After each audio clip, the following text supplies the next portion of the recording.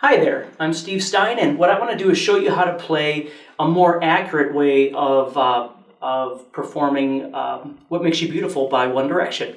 I have an easy guitar version of this too. So if you look at this one, and this one seems a little bit awkward to you, you could go ahead and look that one up. And that one uses a capo, and the intention of that one is to be a lot easier than this one. So here's what we're going to do. We're going to start off by playing an E power chord, which is just pressing with your first finger on the 5th string on the 2nd fret, and then strumming the top 2 strings, the 6th and 5th strings. Okay, so we're going to strum that and stop the strings. And then we're going to strum it again, and then right after that we're going to hike up to the 5th fret of the 6th string with our middle finger, and the first finger is going to go on the 4th fret of the 5th string. Okay, so we have...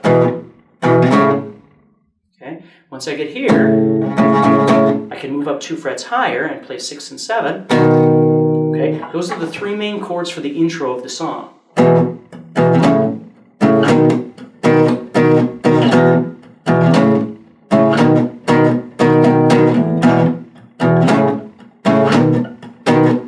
Now the goal is obviously to be able to move from point A to point B. Okay, moving that shape from this power chord shape, this one finger, so the 2 fingers, which looks a lot like the top of a G chord if you think about it.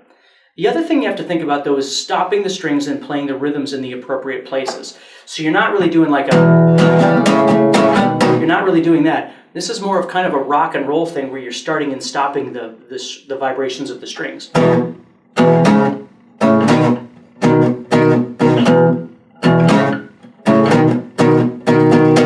Okay, and then when we get to the next part, when we get to the pre-chorus that everyone in the room can see part, what we're going to be doing there is playing E, A, C sharp minor to B.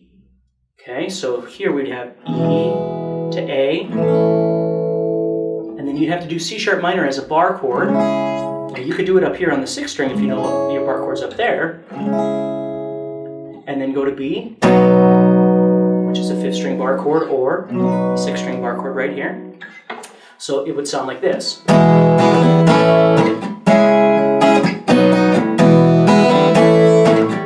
then they stop playing, and then they come back in for the chorus. Okay, so in order to play this, you really do, unless you do the easy version, you need to have some semblance of bar chording, okay? So you're moving from E to A. And if you don't know how to do bar chording, I have a bunch of videos available that you can watch that discuss how to play bar chords and things like that as well. C sharp minor to B, or you could play it up here, C sharp minor to B. Okay, so it sounds like this.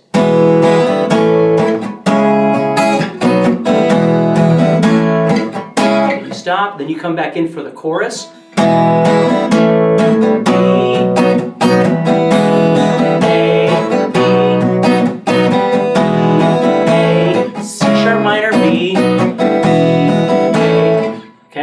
Stop for the drum roll again. So the point is that the beginning of the song has kind of a guitar riff, a rock and roll riff to it. And that's the most noticeable part of the song. The rest of the song is basically constructed of an E, A, B bar chord, and C sharp minor bar chord. Okay? So when we get to the chorus, we're doing E, A, B.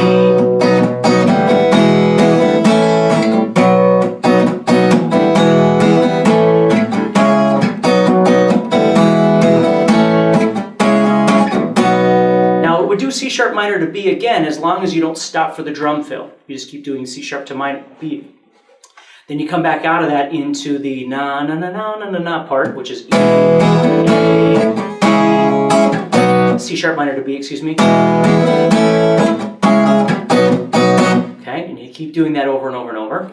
Then we lead into the kind of mellow part. I'm just going to show you the chords for this. Okay, and right there you're just going to play A to B.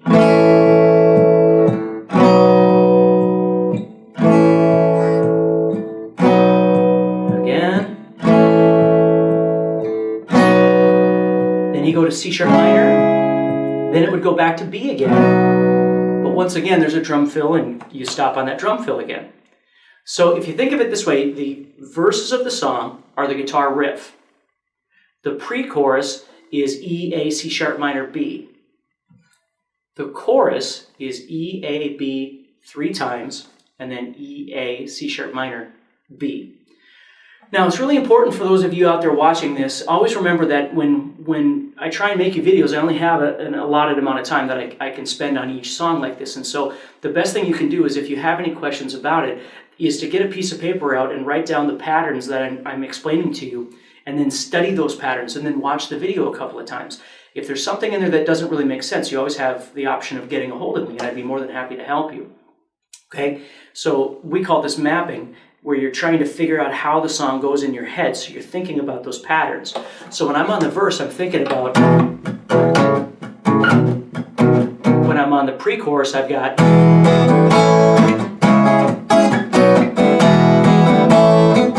stop for the drums, and then the chorus comes in.